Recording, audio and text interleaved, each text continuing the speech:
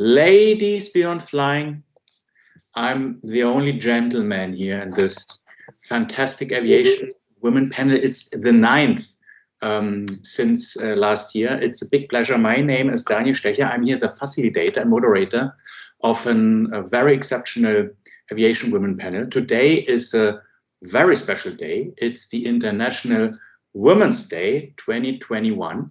And I welcome all of you. Let's have a lively discussion. I suggest that we are starting to introduce everybody before we jump into the panel. We have an interesting suggestion also from Anne, who will hopefully join very soon, but I suggest that we start to introduce everybody. So Jana, let's go to Switzerland, please. Oh, okay. Hi, I'm Jana Monch. I am half Italian, half Swiss German. So I have the best of both cultures, actually. And I am in aviation since 1978. And I was vice president, senior vice president in different companies. And I have my own consulting company since 2003 in aviation finance. And I'm located outside of Zurich in Switzerland. So let's go to Australia. What time is it, Lakshmi, for you at the moment? Right now it's 12:47 a.m. Wow. Amazing. Yeah, I just woke up out of sleep and grabbed a cup of milk. So I'm like, I am right now working in IBS with Daniel. I used to work with IBS and then I took a short break for my master's and then I came back with the firm. I joined the Qantas Loyalty team as an associate business consultant. Let's go to Mexico, Emmy. Good morning, good afternoon, good evening, everyone. Emmy Sepulveda. I am with GE Digital Aviation Software, and I am based in Querétaro, Mexico. I work as a services director for Latin America. Monovara in Canada, please. Hello, happy International Women's Day. And Daniel, you become a part of us because you are there. So hello, everyone. My name is Monowara Begum, and currently I'm unemployed. I did work with Continental Airlines and Air Canada until last year. And my background is mostly customer service, HR, and wellness. And it's wonderful to be a part of this group. I always look forward to connecting with, should I say, agile, smart, inspiring. I'm coming up with my own motivating and supportive women. And I guess together we can try and change the world. Let's go to India, Sri Lakshmi. Hello, everyone. And I would want to begin by saying you all are more powerful than you know, and you're just beautiful the way you are. Happy Women's Day to all of you. And I'm Sri Lakshmi, working with IBS for a year now. It's been a year. And yeah, I'm currently in Cochin. Yeah. Thank you. Let's go back to Germany, Andrea. Yes, hi there. Actually, in Switzerland, I'm visiting my parents due to medical reasons. So yes, so I am based in Cologne. I'm working for Eurowings, for a low-cost airline, and I always worked in the crew part. So from crew watch over crew planning department, from license control. So I'm actually a user of all those fancy tools you all create. And 2 years ago, I took over the position of a product owner, crew planning and steering systems, and that's why I met Daniel 2 years ago when at the presentation. And yes, I'm actually the user here. Alexandra, I believe you are in Dubai, isn't it? No, actually, I'm in Germany this week, but yeah, I'll be in Dubai again next week. So hi everyone. Yeah, my name is Alex. I'm leading new partnerships at Travel Audience. Travel Audience is a daughter company of Amadeus, and we do digital advertising for travel brands, so airlines, destinations, hotels. And if I'm very excited, this is the first panel I'm joining. If I may ask, I want to take a picture. If everyone can just like do a little wave or something, I want to remember this. Thank you so much, guys. Thank you. Very good. And also thank you very much always for your promotion and spreading the word in your network. That's, I think, spot on. So then let's go to Portugal. Fatima, please. Hello, everyone. Good afternoon and welcome, and have a nice Women's Day. And thank you, Daniel, for always contributing to our happiness since ever. So my name is Fatima. I'm from Portugal, and I've been working mostly from the technological side, let's say, to support the not only the airlines but also the airports, but regarding everything that is related to business intelligence and analytic solutions. I worked especially in Spain and Portugal airlines, and now, well, I started to work also with another startup for making some solutions regarding fuel optimization and monitoring and efficiency and reduction of CO2 emissions, and that's it. So nice to meet you too, and I hope to continue these discussions and panels that are really always very interesting. So I hope that this time Dubai is the correct destination. Vinitra. Hello, everyone. Happy Women's Day. And to the lovely gentleman, Daniel, as always, thank you for organizing these sessions and, keeping us glued together from different parts of the globe. Thank you very much. I am working in Emirates Airlines in Dubai, and I've been in the airline operations space for a decade now. That's it. Looking forward to more such sessions. And I'm really excited. I feel this year the awareness or the celebration of Women's Day is more compared to the past, probably because of the pandemic reasons and what we have realized in this 1 year. Anyway, looking forward to good discussions. Let's go to France. Hélène, please. Hi, everybody. I'm Hélène Millet, and happy Women's Day to everybody. Thanks, Daniel, for creating this unique moment once a month. I've been with the airline industry for more than 20 years now, so I'm kind of an expert. And so I advise people. I'm a consultant in this industry. So very nice to talk to all of you. And I'm also very happy that we have another fresher, as we say in Indian English, or a newbie. Hanne is the very first time for us. Hanne. Hi, sorry, I was a little bit later because I was in another meeting. That's what happens on this day. Indeed, happy Women's Day to all of you, and thank you for welcoming me in this interesting group. I'm very excited to join and to learn from all of you. I am working at Trevix, which is a global OTA, and I'm responsible for partnership marketing. Yeah, that's all to share, I think, for now. How is the weather today in London, Sapna? Very sunny. Hello, everybody. Welcome. Hello from sunny London, a rare occurrence. It's very good to be with you. Happy Women's Day. I like what Sri Lakshmi said earlier. We don't realize our power. So, I am a product manager cum consultant, mostly in the airline operations space. Have been with IBS for the last 15 years, building products, fitting the right solutions for airlines, and have enjoyed each day of that journey. So every time I get into the women's panel, I've been here 3 times, right, Daniel? It's always a new learning, very inspiring experiences, new learnings every day. And I miss Daniel in the center. He usually appears as a center tile and we all sit around him.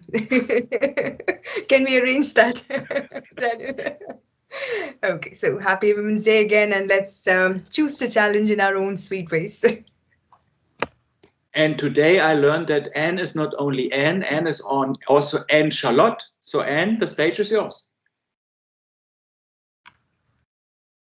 Sorry, was on mute. Sorry. My middle name is Charlotte, yes, and I've got another meeting that I'm in where it picks up my middle name. God only knows the strangeness of technology, right? But Charlotte's my middle name, yes. And I'm a consultant in the travel brand industry, you can say. And like Hélène, been around for quite some time, worked in many different countries. And Happy Women's Day. I just posted on LinkedIn today that I got a lovely email this morning. I actually sent it off to you, Daniel, from my favorite wine shop. And their message to me was they wanted me to meet 10 female wine producers of note in this world. And it was pretty, it was a really interesting read and fascinating. It was all from Argentina to, New Zealand to South Africa, etc. And then I got, I can say that in this group, I got an email from Lufthansa, which is the only airline that has sent me an email on Women's Day. And it did actually say Happy Women's Day, but then it was, I think it was 5 destinations, and then there was some historic woman for it. It was like Clara Schumann for Frankfurt, and I just thought to myself, why didn't they just celebrate women in aviation? What a grand opportunity to do that in an email and actually talk a bit about how women got involved in aviation. But they missed that opportunity, didn't they? But that's why today we want to choose to challenge. That's exactly the term for this International Women's Day. And that's why I like very much what you said. And that it's interesting that it's so obvious, and then in marketing people forget. So that it would be interesting to understand from the audience, how are you challenging the status quo? Does anybody from you have a nice story to tell where in the last months you have exactly challenged maybe a male colleague or even a female colleague in order to change perception about women in our aviation industry? No challenger in this group?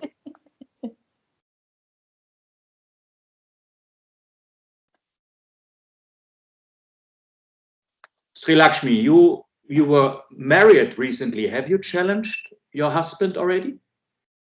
No, I didn't get an opportunity to, but yeah, I would definitely love to. As long as I'm not, put out of the house, but yeah. Bonavara, you raised your hand. You are a challenger. Very good. Actually, I just want to say that I'm so fortunate. I grew up in a family. I have 2 brothers, and God bless my dad. He's not with us anymore. But we were like, me and my sister, we were never discouraged. We were treated like the boys.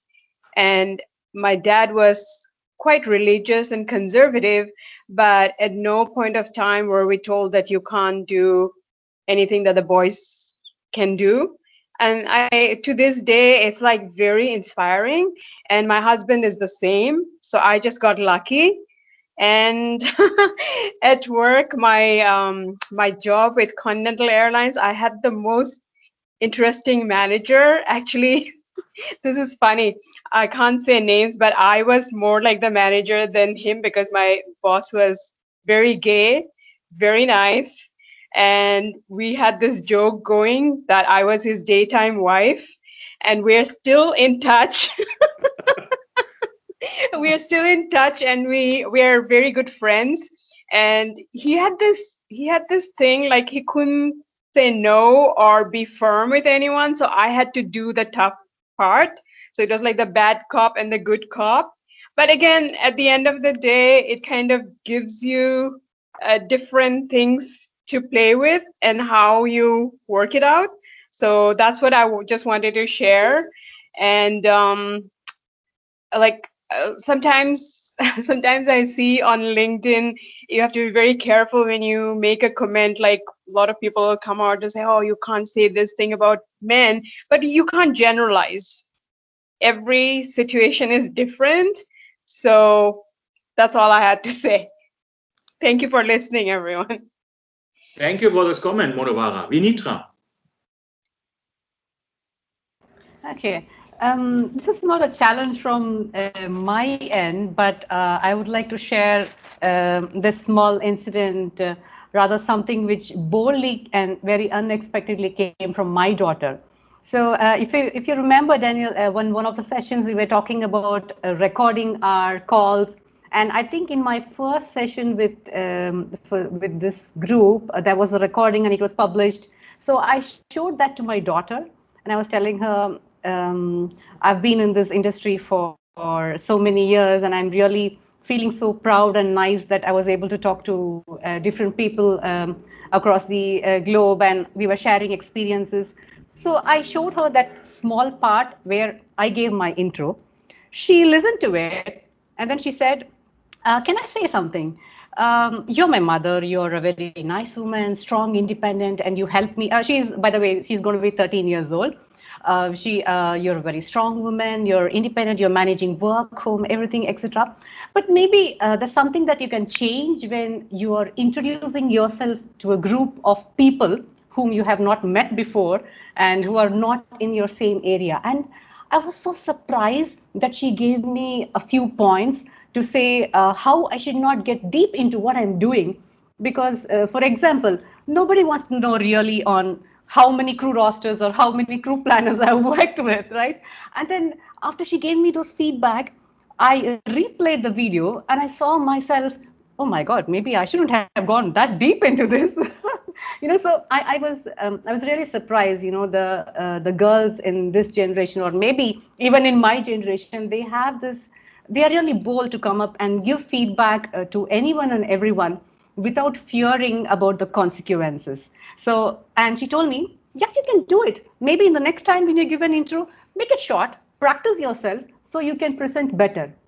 I felt like this is a comment that my manager is giving me. And I'm really proud of my daughter, I must say. I have to admit, this is really fantastic story. Maybe next time you bring her to the next panel in April. And then that would be good to have also a mix of generations. Sure. And that's amazing that you got this feedback, and fantastic. Thank you. So how have you experienced the last months in this pandemic? Have you already seen that this topic of women in aviation has positively affected the days in lockdown and how you're communicating? Is this helping you also to relate with to connect with other women in the industry?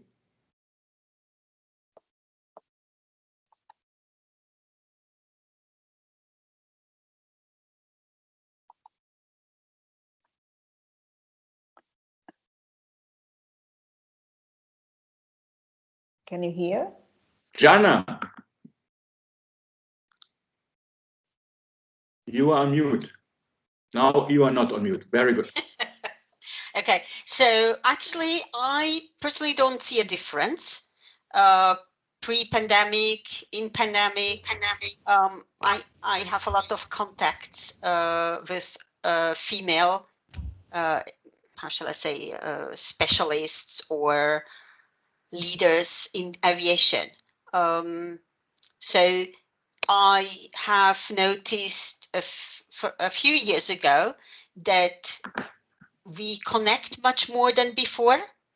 So we do not try to avoid to show, this is now a women aviation, how shall I say, connection.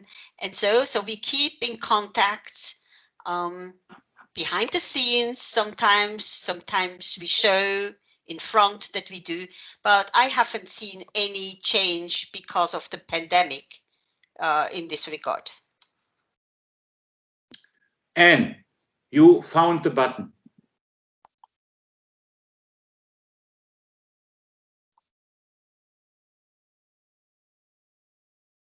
You're on mute, Anne. And I'm you're on on mute. mute. Sorry. Here we go. Oof. Sometimes I just go, oh, these Microsoft products.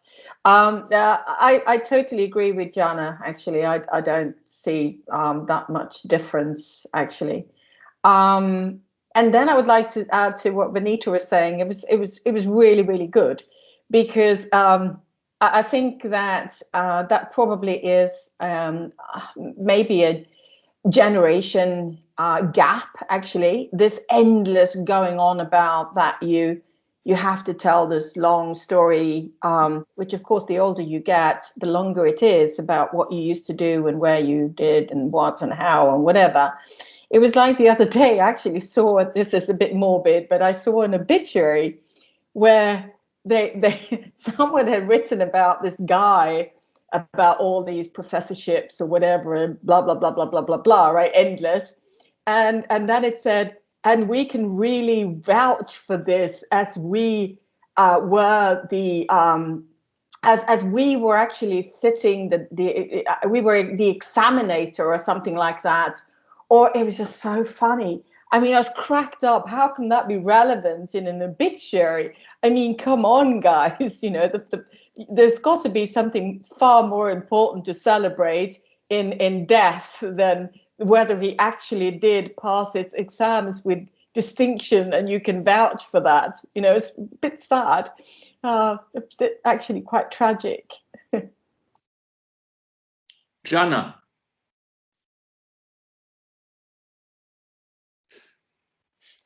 Just doing it. So just, it takes a moment until you are on mute. So so actually, I just wanted to comment on Anne's comment. So I think it is a generation thing as well, because I am now in business and in aviation for 43 years. And as you have heard, when I introduced myself in the beginning, I stated what kind of position I have or had, because I am, how shall I say, I went through situation that men would not even listen to what I said unless I have stated what kind of position I had. Sometimes I played around it and I didn't state anything, because I wanted them to underestimate me and hit them very deeply during, let's say, a meeting or so. But in any case, I am so into that I'm always stating what kind of positions I had during my work life. If this is not needed anymore today, from a women's point of view, then I would say it's fantastic. But my experience was not so, and not only a long time ago, even short time ago. That's interesting what you say. Before we get to Elaine, Jana, is it a power to be underestimated? Can it be sometimes good? Oh, yes. So you had some funny moments then. Oh, yes. I mean, very often, I was with a team of my direct reports somewhere in a meeting, and I had maybe one of the youngest guy in my team, which was just coming to learn, and everybody was relating to him, because I had always a very strong women management team. When I was at Swissair until 99 as a VP, all my direct reports, beside one, were women. And I had them with me in the meetings, but if I had a man with me, everybody was talking to the man. Or something very, very funny. I don't know. I mean, some of you will know the Lufthansa or Star Alliance. No, it is actually Lufthansa Group, Miles and More. I was for many, many years, I was Hans Circle, which means that's the top. Okay. There you are really treated because I had about 400 or 500,000 miles per year. So you are invited to special things. And in one of these invitations, well, it was especially for, how do you say that in English? Godchilds. So I had my male godchild with me. He was about 12 or 13 years old. And his dad came also to bring him to the airport. And they said to my colleague, "Oh, Mr. Monch, welcome to this Hans Circle event." And he was looking there and said, "I? Hans Circle? No, it's she. She is Mrs. Monch. I have nothing to do with all that. I'm not bringing you the money she's bringing you." you know. And so, yeah, very, very funny things all over. And yes, it is good when they underestimate you. They will never do it again. Talk about not knowing personalization when you don't even know that it's Mrs. Munch who's actually the frequent flyer, right? I mean, that is seriously bad. Sorry, I went in there before Hélène. No, that's okay. Yeah, Hélène, please. Funny. No, I wanted to comment the underestimate stuff too, because I love it, and I really like to play this game, especially at meetings, and not only on the management part, which was what was the previous comments was about, but also on the knowledge part. So you let people talk and just explain what they want to explain and how good it is and how a scientist it is to go this way. And then you know better, so you wait until the last moment to tell your comment. And it's also a way to let people express themselves and only not to stop anything, but only to give the approval or the disapproval at the end once you have understood exactly what the person talking wants to express. And yeah, I really like this underestimate stuff. Just to be like hidden in a meeting, it's very, very useful. That seems to be a very, very hot topic, because now we have so many from you who want to talk about it. Let's start with Emmy, and then we go Lakshmi, Fatima, and then Sapna. So Emmy, please. No, I wanted to build on top of what Jenna just shared regarding the position. I guess it is also a matter of cultural awareness. In some countries and in some companies, the showing your title upfront is much more important, only because there are people who need to know if you deserve to be on the table. If they're going to start discussing, I don't know, digital transformation, whatever topics that there is, they need to know who they're sitting with. And it might be a little bit different in some other cultures and companies, which everything is so informal, and they just assume that if you're there in the meeting is because you're relevant. But there are some other places where it's not. And of course, it's a matter of education and information, of course, to slowly start changing this. And of course, yes, I love being underestimated and then giving surprises like that. I did it in a couple of times.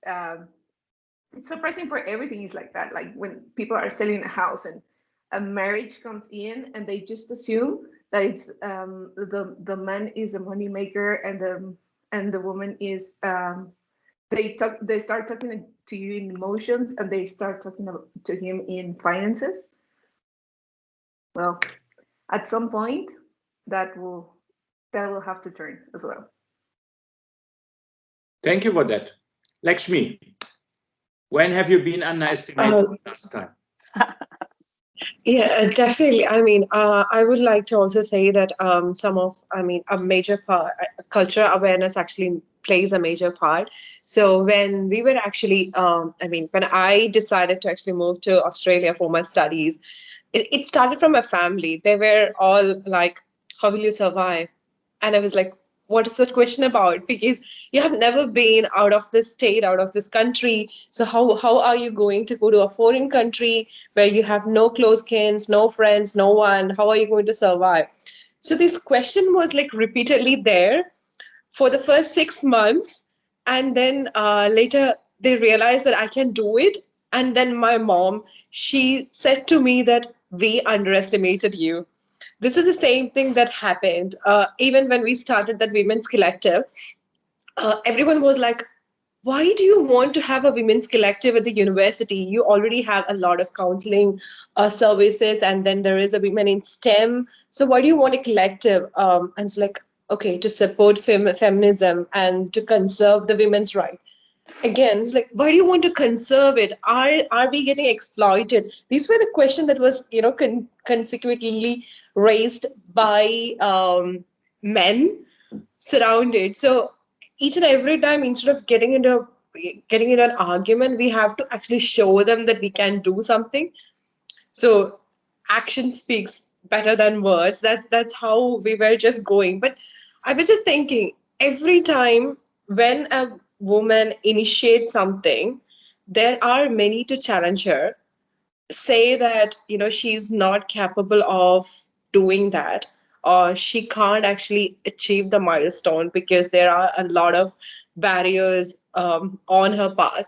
So instead of that, maybe it's time that we all build that environment that and cheer for her instead of showing her there's going to be a lot of obstacles. So I just wanted to share this. Thank you. Very good one. Fatima. Okay, so my experience actually are two experiences that I had regarding this type of being a woman or not in a certain situation. And which is interesting is that things didn't change too much since 20 years ago or now, in terms of the differentiation between being a woman in a position. So my first experience was actually nothing to do with aviation. It was more, I was in an embassy in Hungary, in Budapest.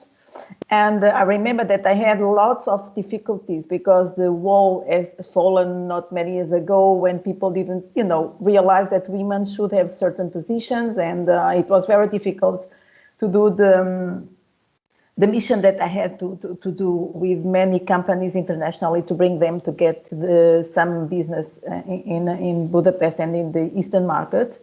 And I remember that the ambassador told me, Fatima, this is a very high and difficult and position because it's very stressing, it's very challenging, and you're a woman. You should quit because it's easier for a man to do that, not for a woman. If you go to all the embassies and to all the ministries, nobody is going to open the door so easily. You don't know this culture and things like this. And I said, what? Because I'm a woman? That's not going to happen. Never, never. So I'm going to do my mission until the end. And I did, of course, and I didn't do that. And the second, and it was interesting, the second one was I was already in the aviation sector, and was when I was working, I was invited to manage the Spain and Portugal markets. And I remember that my company, that is CITA, they invited me to manage both countries. And I remember that when I was first meeting in Spain and Madrid, people told me, it's going to be difficult. You know why? Because first of all, there should be a Spanish person managing the country, not a Portuguese one. And secondly, you are a woman, even more difficult. So prepare yourself for a big battle. I said, okay, fine. In the end, it was nice and everything went just fine. But in the beginning, I understood that was some, people talking to me, why the hell is she managing the country? Because is the company not finding us too important to have somebody, here that should be Spanish person and a man probably, I don't know.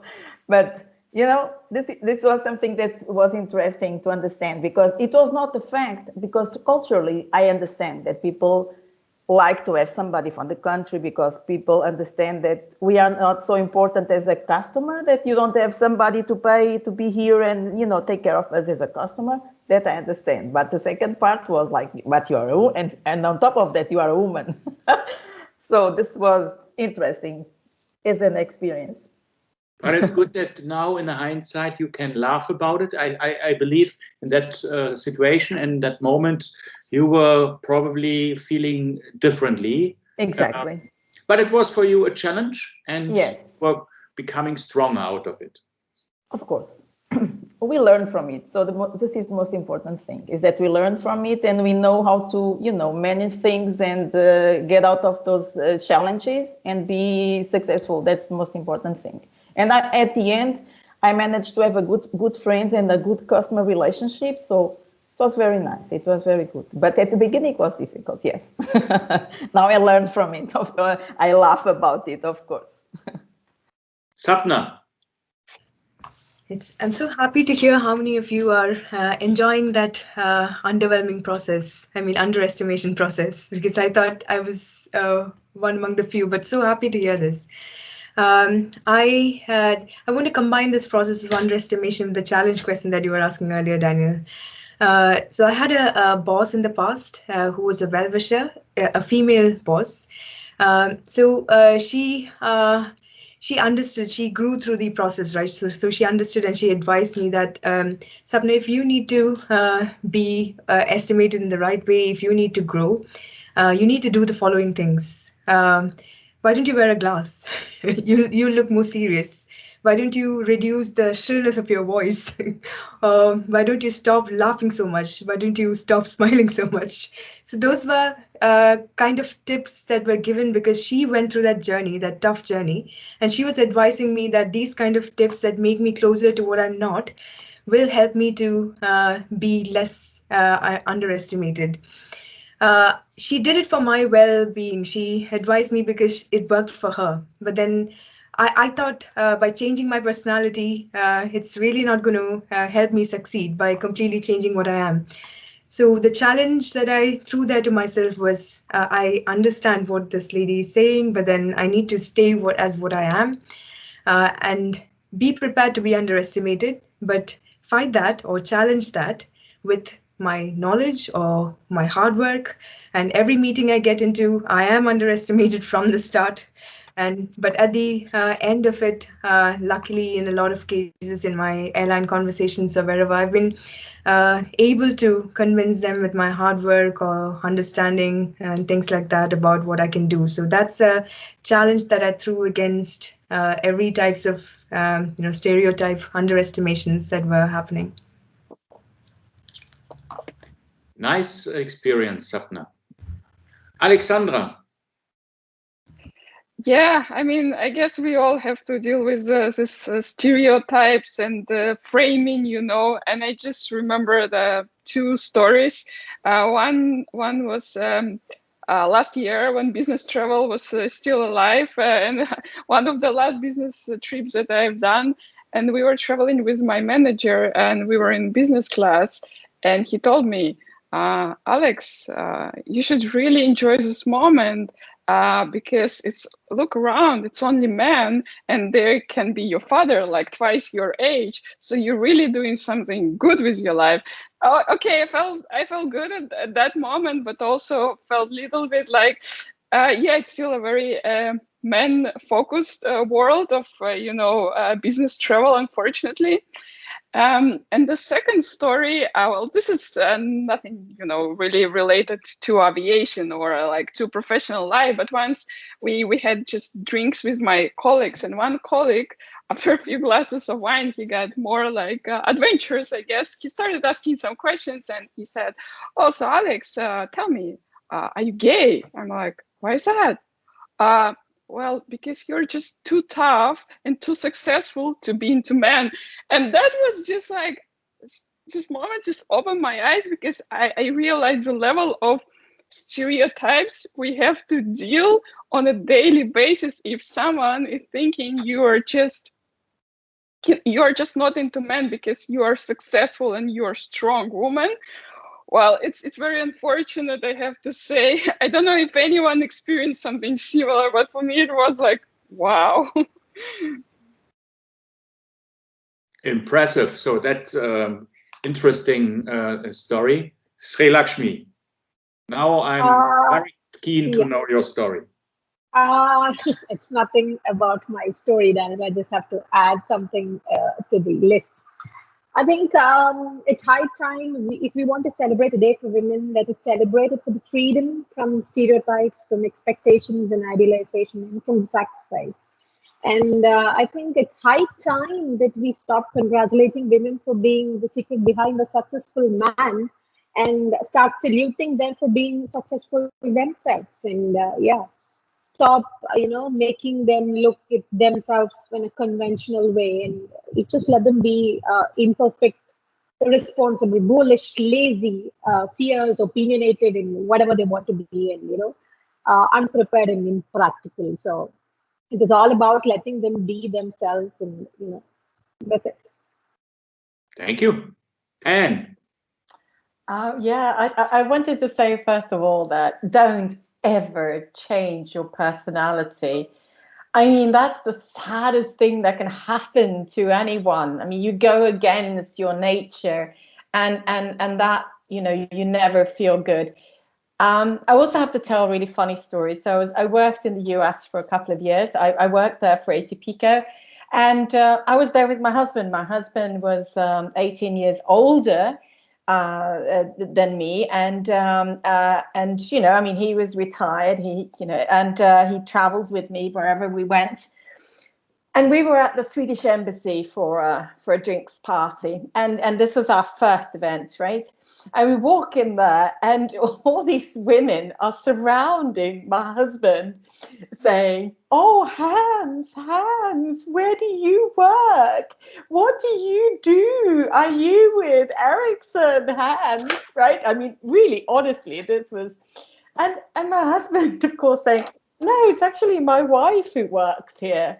I'm just the butler." My husband always called himself the butler, and he was always Hans, aka the butler, and and it was so funny, and the looks on their face, and then they sort of turned around to me and said, "Oh, all right, so you work here.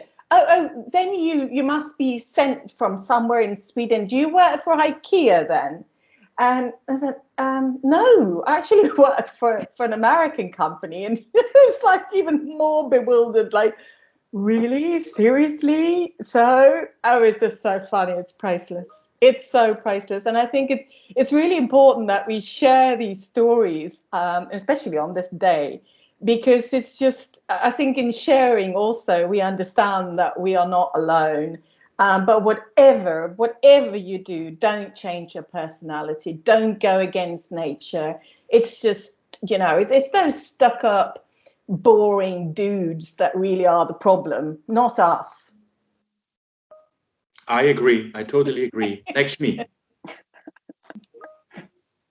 So talking about stereotypes, and then Alex, your experience, I had a similar one, because one day when I was in the library, one girl came to me and told me that she was observing me for the past few months and she wanted to know how I'm handling it. I had no clue what she was talking about. And then she said, you are involved in a lot of activities at the university level, and then you hang out with a lot of girls.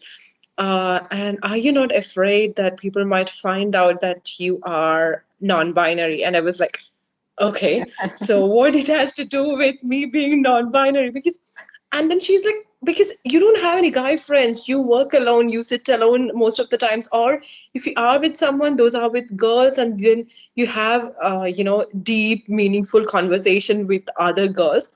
Obviously, which means that, I'm a confidant to many people, so they just come and then share their problems. I just listen to them. Sometimes people just need, someone to listen to them. So I listen to them.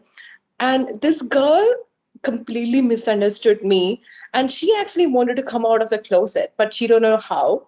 And that's why she was coming to me and then asking how I did it.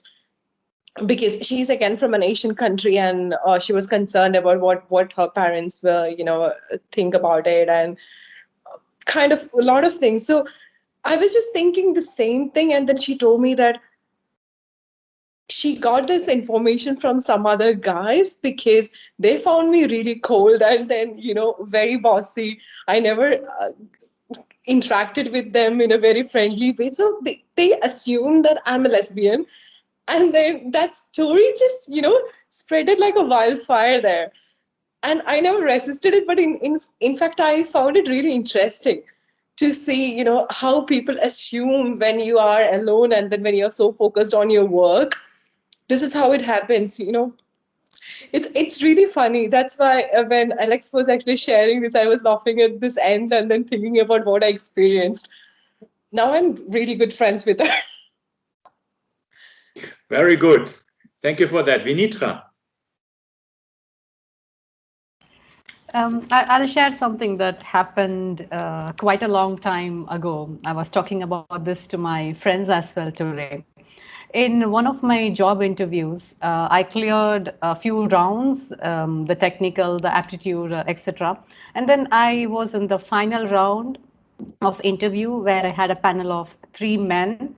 And I was a beginner into the IT industry at that point in time. The questions that they started asking was, do you have children, Vinitra? I said, no. Are you married? I said, no. Do you have a boyfriend? I said, no. But then this started making me very uncomfortable. And I became a bit nervous on what is his next question going to be. It was very quiet in the room for some time. And then, a minute. And then I asked, I picked up courage and then I asked, is this related to the job or the role I have applied for? And the HR guy just laughed at me and he said, it's okay. And then we moved on. I got the job, I got the offer. But then, I felt really very uncomfortable and it was a bit disappointing. And if it happens now, I would be really furious in that room. But at that time, I was worried, should I ask them whether it is related to my job? If I ask, will I be seen as very arrogant and will they not offer me the job? I had so many questions. But when you think of it now, they were using criteria like this for rejecting women. If you are newly married, probably she will be having children very soon, which means they will be going on a long maternity leave. So she may not focus on work. Or if she has a boyfriend, she may be planning to get married. She will take leave and, all these stuff. It's really very upsetting and disappointing that people are using these sort of criteria to reject women. And though this happened to me quite a long time ago, it is still fresh in my mind.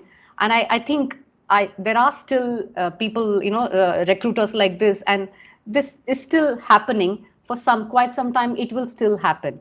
And though we speak about all these women empowerment and no differences in the gender, etc., it's very sad that these things still happen, and I'm sure every one of you will have some experience or the other throughout your career. Not even if not in your career, in your personal life as well, you must have experience.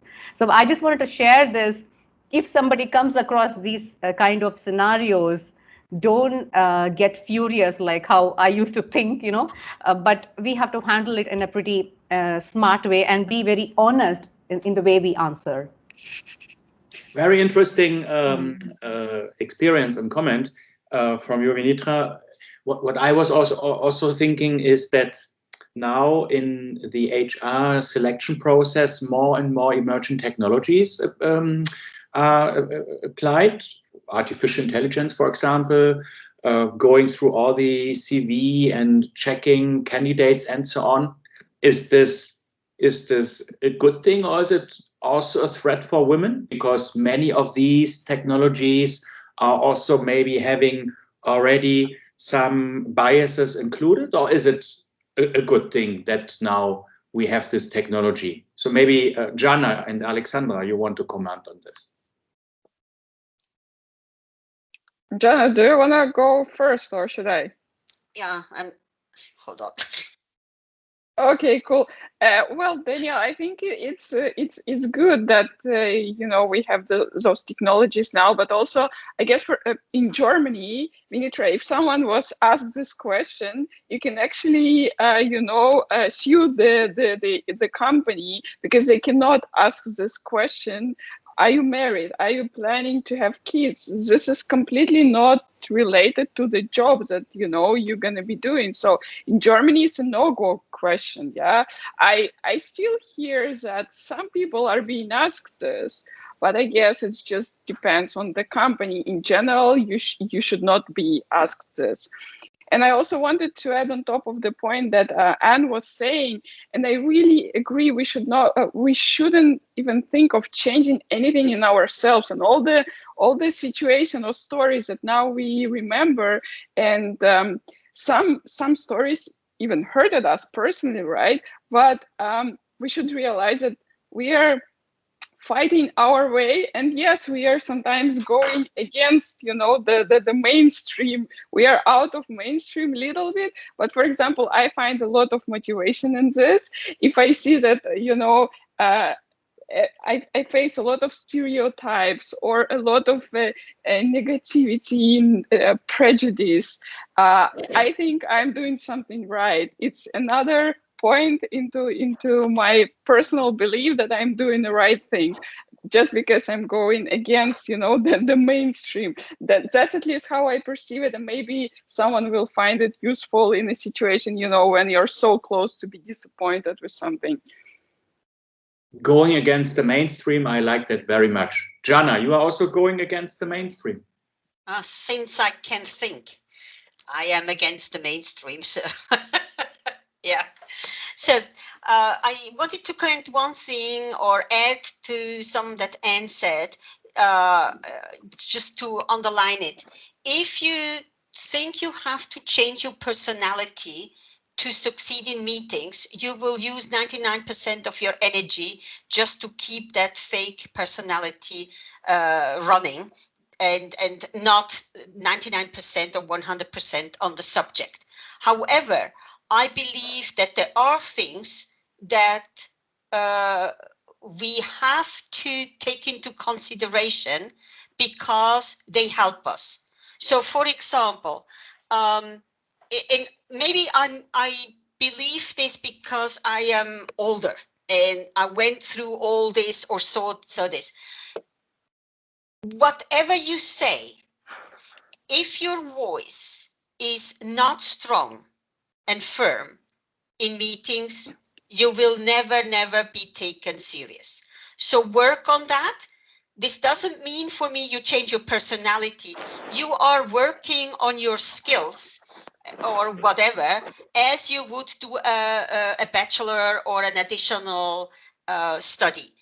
But take care of your voice, take care of how you present yourself. That's, for me, not changing personality. Then, in addition to what you asked, so Daniel, so if things are going where I read in some financial papers lately that the first rounds are done by, let's say, artificial intelligent systems where the gender is not seen, there is no picture, nothing. It is just what did the person do and what are the studies behind or whatever. Then I think it's in our favor, absolutely in our favor, and not against us at all, because we would get over the first round as a woman, which in the past we might have already flown out. Okay. Now, regarding something that Alex said that I would like to comment regarding if some questions that UNITRA has experienced are allowed in certain countries. And I think when you apply for a job, you have to know that before you go into an interview. In certain countries, it is not allowed, like in Germany. In other countries, like in Switzerland, you are by law allowed to lie. In Switzerland, you're allowed to lie. So you can say whatever about, you can be pregnant in the 9th month and say, I'm not pregnant. So whatever. So this is very important, because this thing is part of your preparation for an interview. Knowing the laws of the country, or the, let's say, the country or of this company that you're in. So I think many of us, coming back to experiences, one of my experience was when I was applying for a VP job in finance in Swissair in 96. I had all credentials to do it, but the CEO of Swissair Airlines, he didn't want a woman in his team at all. But the CEO of SR Group, so higher than him, he forced him not only to consider me, but he said, because he didn't consider me even in the review, he has just to take me. There is no way out for him. So I got the job, and two things happened. About 1.5 years after I was in that position, we had a 360-degree review of the person. You know, how are you doing your job? How you been seen as a manager? I scored top in finance and nearly top in the rest of the companies. Now, my male colleagues, which were earning at least 20% more than me, and that's a fact, 20% more salary than me, they came on the Saturday to work when they knew that I was around doing something in quiet. They came and asked me, how did you manage that? How did you get these high scores? Would they ask me in our team meeting? No, at all. Would they come during the week in my office and ask me? No.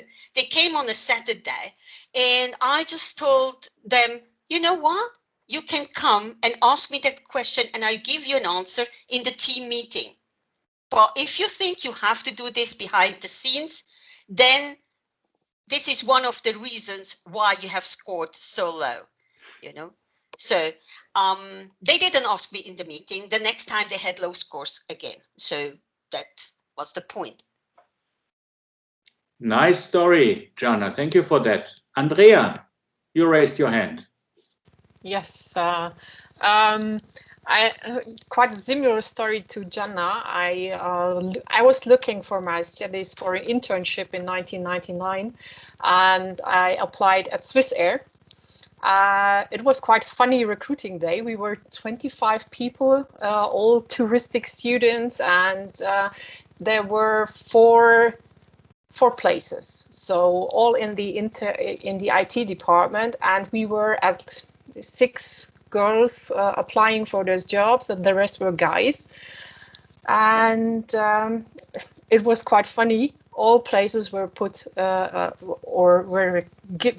have been given to girls. So Swissair was quite good in the 90s. So and it was quite a good story. But yeah. I wanted to say just something also what Alex stated earlier. I have been responsible for the recruitment for Eurowings for many years for the crew department. So, and normally we get more female.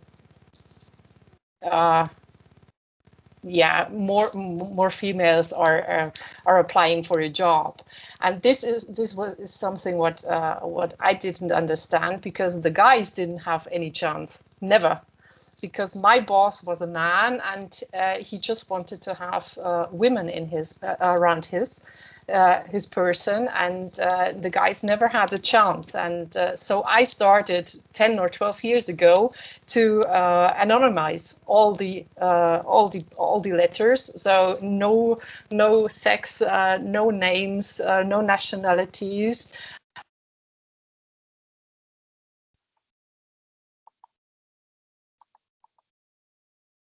I cannot. There is the other way around. Yeah. So sorry, my Wi-Fi is a little bit low. Yeah. So it's also possible in the other way. Yeah. But I do appreciate if we have now the possibility to go a little bit more in the anonymization. Yeah. Thank you for that, Andrea. Anne. There we go, unmuted. Yeah, I wanted to add to what Gianna was saying previously about culture. Yes, it is really important to understand, how you deliver the message, your credibility, work on that stuff. That is, and that is something that you can do. But not lose your personality, because I think it's sometimes I think it's just too slick. I mean, you know what I mean when you listen to these endless presentations and people go on and on and on, and they sound so rehearsed. It's it's typical, sort of what I call the conference spiel, right? It's so boring, it's so monotonous, it's that same sort of voice the whole time. So that's what I mean about personality, because when you get that into the picture, that's when you become credible. Of course, the message is also what makes you credible, and that you understand what you're talking about, but also that you listen to other people, right? And what have they got to say, and what is their perspective? I think that is so incredibly important. And how to you have to ask those questions at all times, right? I think it's just so important for the discussion. And I also wanted to add that when you're in job interviews, something that now it's been a privilege for me, right? I think it's like 3 or 4 jobs that I rejected just because of the strange questions that they have asked me. They've asked me some really weird stuff, and you sort of go, ooh, that doesn't sound right? It really does sound like a toxic work environment. And then you do a bit of checking, on Glassdoor, and you call friends and people, and you sort of find out that, ooh, yes, this is like toxic, right? So that can be. You can also really tell by these people sometimes that they just ask the questions for the sake of asking them, but there is no interest, there is no passion behind those questions being asked. Do you see what I mean? And that's, like, to me, a dead giveaway of, ooh, this is a place where I don't want to be. Thanks, Anne. Emmy.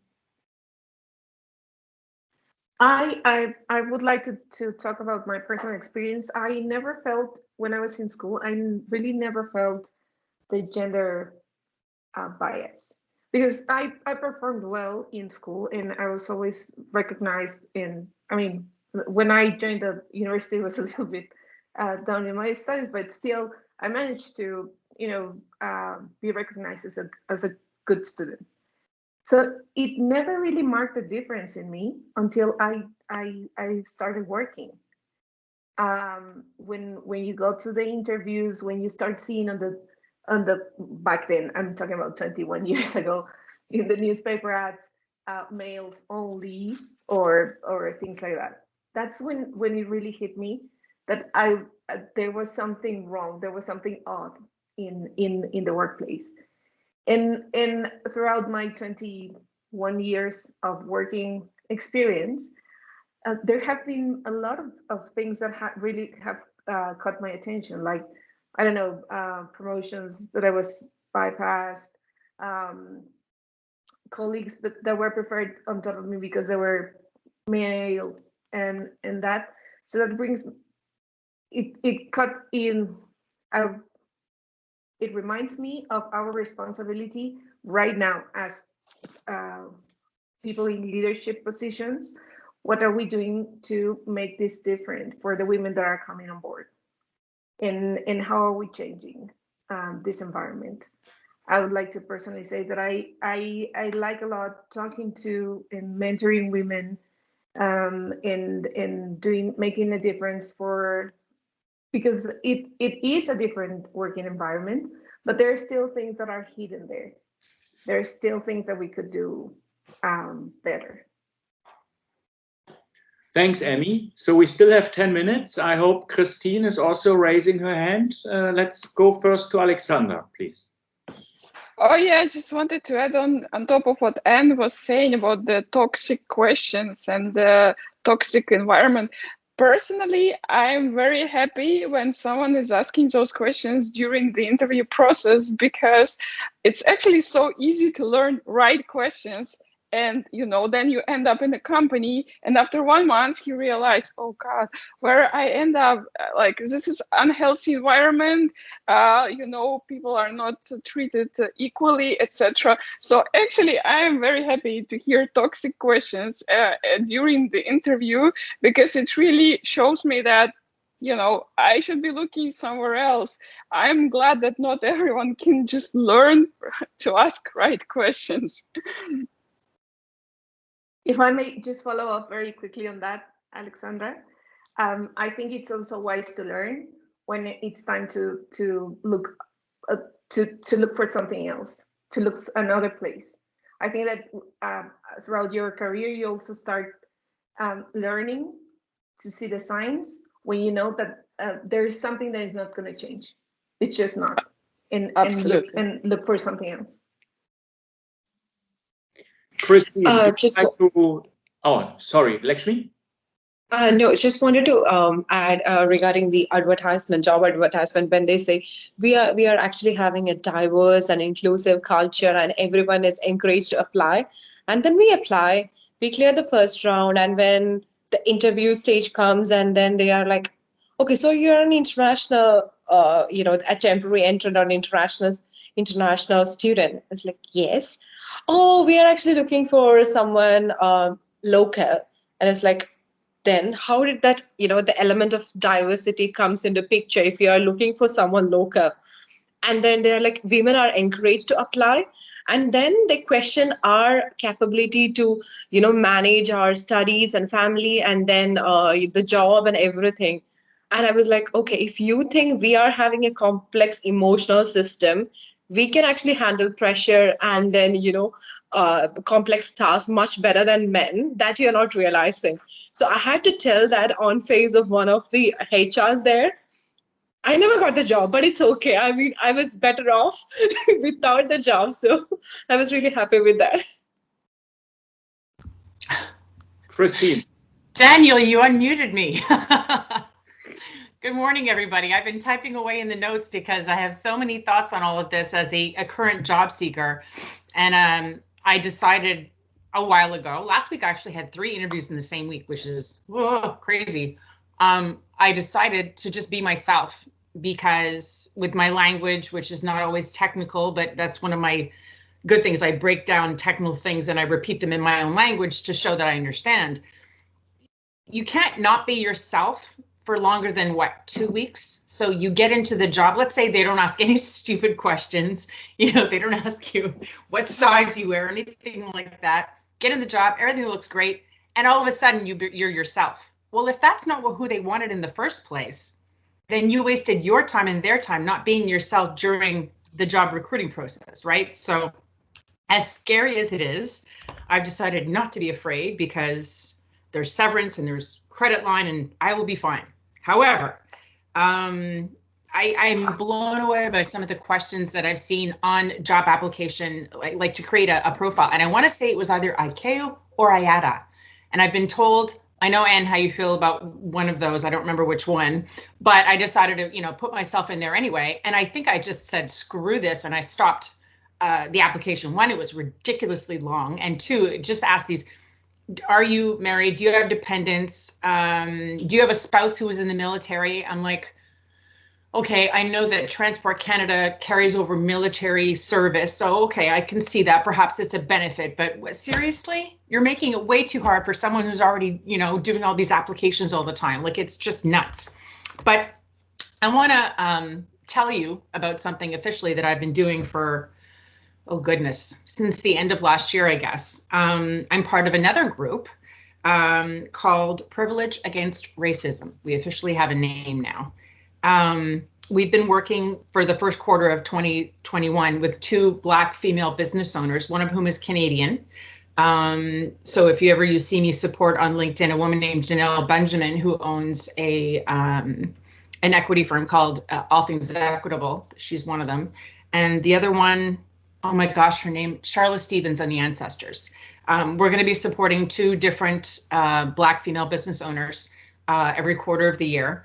And some of the things that we've been doing for them, we weren't sure how this was going to work, but some of the things we've been doing for them is, 1, supporting their posts, amplifying their posts, sharing them. Also, we've been getting, for example, Janelle booked on podcasts. I myself was on her pod. She has a podcast on YouTube called White and Woke at Work. So I did a podcast.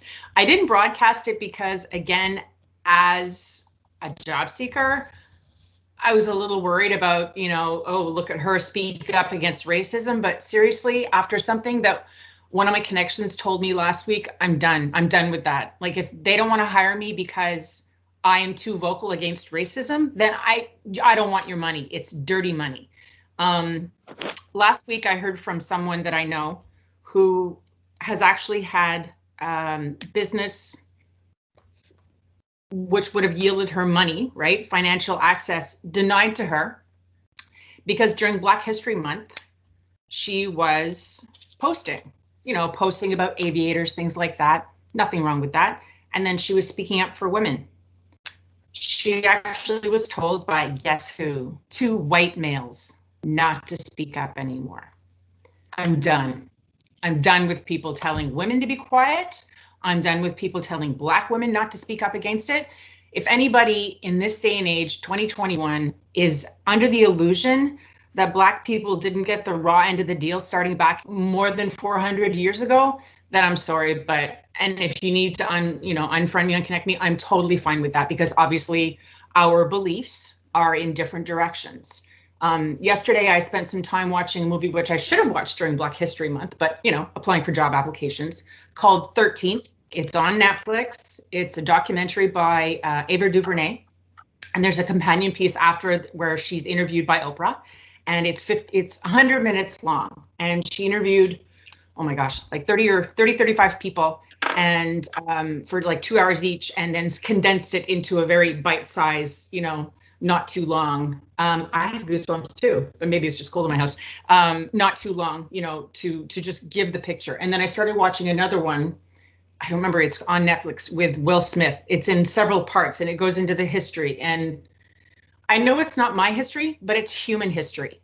And yeah, so I think there are people who I know who would be like, why are you talking about that? You're not Black. The people who are the oppressed ones are not the ones who should be fighting the fight all the time. Just like our lovely friend Daniel, who is a proponent of women's rights. Otherwise, why would he be doing this, right? He's got a full daytime job. He wouldn't be spending time with us once a month and on Clubhouses and on other sessions talking and listening to our stories. Either he's a really good faker and he got bored a long time ago, or he's genuinely supportive of us. And I choose to believe that he is genuinely supportive of us. So that's what's in my mind.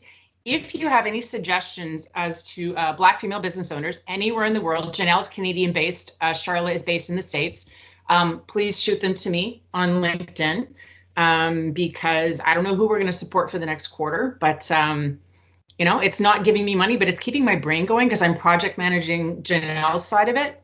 So that's what's been keeping me busy. Oh, and I am in my 3rd interview with a specific company. So fingers, toes, and nose crossed, ladies and gentlemen. I would appreciate any positive vibes you have. And that's it for me.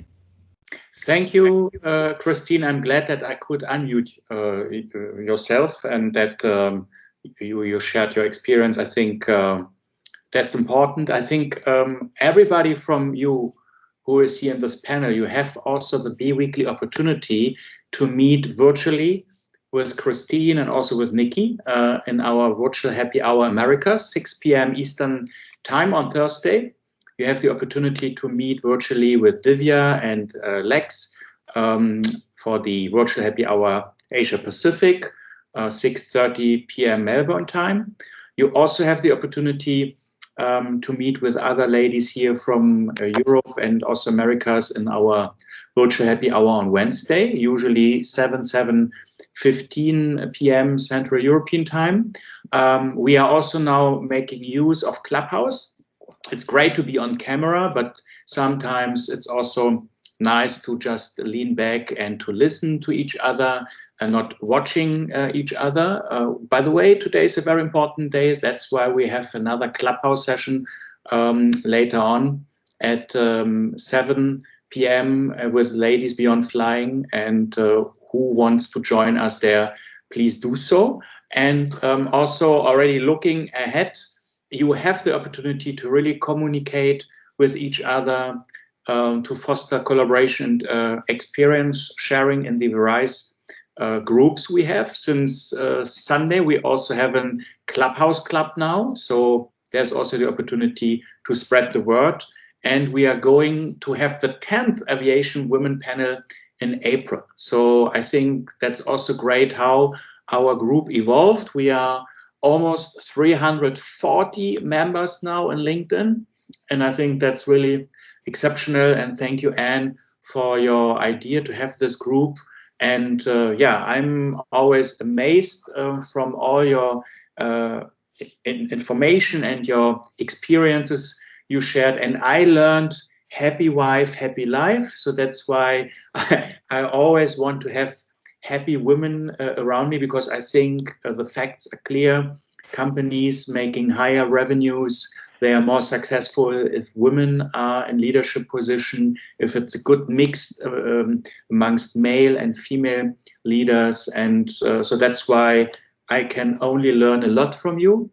I hope for all the newbies here in this Aviation Women panel, you liked the atmosphere and that you are spreading the word and that you're going to attend next time again.